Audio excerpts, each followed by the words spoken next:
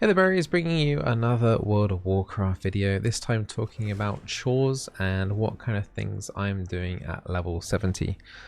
So my item level of my character is 381, and that's by not doing any of the exploits where the people were farming Brackenhide repeatedly and not exploiting the caches at Dragonscale Camp and everything else, and you know, just been playing like legit compared to like everyone else, like having to kill the res daily and stuff like that. So here is a rundown list of how I've hit to 381 and how you can do it until Mythic Plus gets released. And then once Mythic Plus gets released, there's still going to be some things on this checklist that you're going to want to do, but there might be the odd thing here and there that you might want to start taking off, or if you've got reduced playtime, like you can't play as much as me, you might want to take some things off this list. So get a bit of pen and paper ready and try and jot some things that I'm going to mention here. I'm going to try and do them in my highest priority to lowest priority. So starting off is that you always want to make sure you pick up the Dark Moon Fair buff if it's up, and any other reputation gain buffs from world events and things like that. The reasoning behind that is because it does affect things like the Dragonscale Expedition, the Centaur Tuskar, and Valdrakken Accord rep.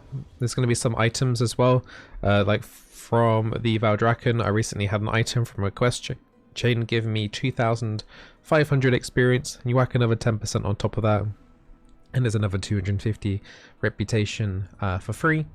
Also, it affects things like if you're grinding at the Rathian or Sibelian reputations, and it affects the Artisans Consortium, which I highly recommend that you make sure you have that Dark Moon Fair buff.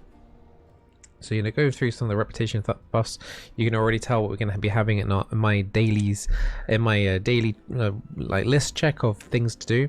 The very first thing to do is check when the Cooking Feast / Dragon Camp invasions are next. And we've just had a Hyman Shaman Rotknuckle spawn, so this is also one of the things on my list to do. And we're going to go do that real fast. It should only take a few seconds.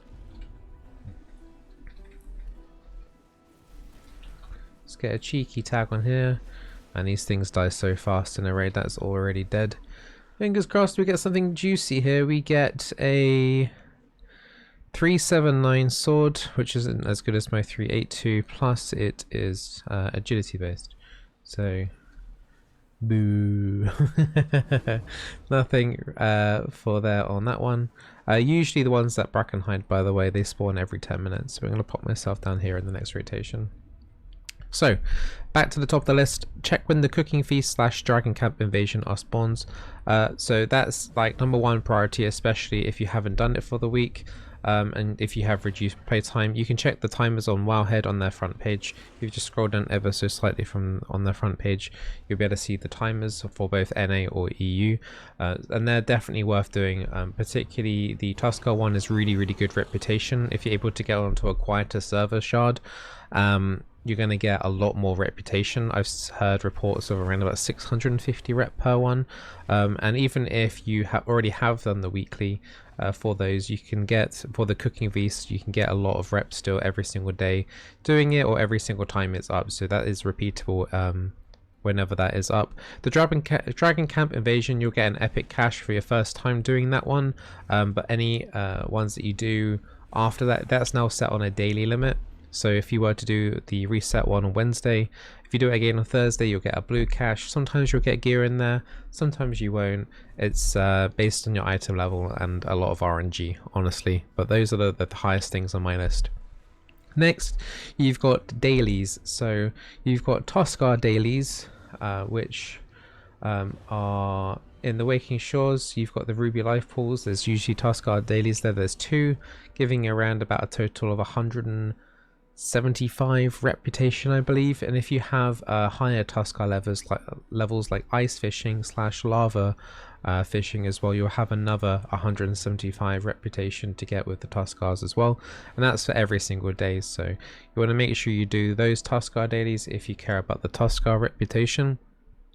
Also, you want to do the make sure that you keep on top of the Centaur A-like camp moving around. Those they're not technically dailies, but they're kind of on a potentially weird timer, so do keep an eye on that. Check if that has moved, because if it has moved, you will get a new bunch of quests there, and the reputations for the centaurs around about 600 rep, so that's totally worth doing and making sure that you keep up to date with. Next, at least for me on my my list, is profession quests.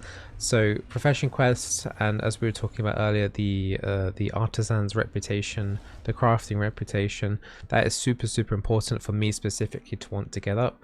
I've got blacksmithing and mining, and I've been trying to keep up with all of them, so I've nearly maxed out. I've maxed out my shields and all the way leading up to the shields, and I'm nearly maxed out my legs now as well. So once that spark of ingenuity comes through on the bi-weekly reset, which in part of the profession quest is priority on this kind of same list, make sure you do that whenever that pops up. I want to make sure that I got the best gear as quickly as possible, and crafted gear is some of the best gear and easily available at the moment, as long as you're keeping up with your professions.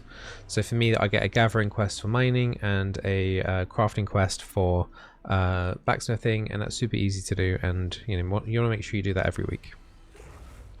On that list as well, it doesn't affect me, but if you have any kind of daily / few day cooldowns on like crafting, I believe tailoring bolts also have a cooldown, make sure you try and keep up on top of that as well, because you don't want to be behind on that too. Next on my list is world quests, and you can obviously make this tailor it to how much playtime you have. You're obviously going to want to knock out the ones that have the big epic items to upgrade your character with. There's usually some nice freebies there. I remember this week we had like helmets pop up as well. Make sure you look to do that too. Also make sure you try and check as well every day for war mode quests. You're going to get 2 of those every single day. So when you start off and looking to do some of those world quests, make sure you pop on the war mode on. Sometimes you do occasionally get some epic items, and usually the reputation tied with those war mode quests are for the Drakthian Accord, the Valdrakken Accord, and Valdrakken Accord reputation can be quite hard to grind as an individual reputation, so make sure you do those war mode world quests. Next we have the 2 weekly quests in a city for you get to choose reputation, you get plus 500. That is usually seated around about in Valdrakken, and it's around about in the Sapphire Enclave. I think it's at 3430. There's 2 quests there every week, 2 dungeon quests, very easy to do, and very good way of getting reputation. And on top of that, the weekly quest, you've also got a PvP weekly quest that if you are able to do, is proving in skirmishes buff. You can get an extra 250 rep with your choice of reputation, plus a bunch of bonus honor if that is what you care about. But if you care about rep, this could be a good thing to do if you're running out of ideas. Next on your list, or my list, is consumables for raiding and Mythic Plus. We're going to have a big Mythic Plus push and raiding push on Wednesday, and for me that basically makes sure that I've got all my consumables sorted, from potions to feasts to food buffs to even stuff like sharpening stones is something that you should be paying attention to. There are lots and lots of different little micro buffs everywhere that you can try and obtain, so you got to try and get them all. Let me try and see if I can find any. These are the primal weight stones that you're probably going to want to use if you are melee DPS, and also looking at enchanting my gear and things like that. Once I've done a couple of those mythic pluses and about to get into the raids, I will be looking to enchant my gear. Also might be just a good idea just to buy those out a couple of days before the Wednesday, just so they don't cost a huge amount of gold. I've already bought my 3-star Frostfire alloys in preparation to make myself some legs coming on that Wednesday when I get that spark of ingenuity. So just getting those a few days earlier, because everyone's going to be buying them on the Wednesday. You're going to have loads of people last minute buying, and the prices are going to go up quite a lot. So I recommend at latest probably buy them Monday. Anything later than that, and the prices are going to start to rise pretty fast on those consumables and some of those crafting reagents. And then next on your list, if you've done all of the above, is then looking at doing any additional gearing from heroics, mythics, and finally doing the raidings once that happens on Wednesday onwards. And then if you have done all of that, then the only really thing left to do is either playing on an alt gearing one of those up, making sure you got another character to play on if your guild needs it, if that's what you're into, or hunting for chests and dirt. That can be a really good way to get up, in particular the Dragon Scale Expedition. However, if also from the chests, once you unlock, I've unlocked magical treasure chests, and that's made it super good in terms of exploration. I'm now starting to get a lot more tokens for Centaur, Tuskar and the Accord, so I'm going to slowly progress those reputations up just because I can see those magical chests more. I think that's everything on my to-do list. It's quite a big to-do list. If you have any other suggestions or ideas of what I should be adding to that list, do let me know in the comments down below. I'm always open to any feedback. And obviously, you know, if you've got less playtime, then you might want to limit some things, like, you know, not do as many of the world quests. You know, raiding and doing the consumables thing might not be on your radar. Not doing the PvP. Maybe even skipping out on the war mode quests every now and then as well. And you know, not making sure that you don't have to do every single cooking feast that pops up. So you can make it, you can streamline it to your own playtime, but I've been playing quite a lot. I've been playing around about at least 6 hours every single day since release, more like probably 8. And yeah. Did I even mention super res? I don't think I even mentioned super res. Yeah, I see that on the list. Like midway on my list, you got the super res as well.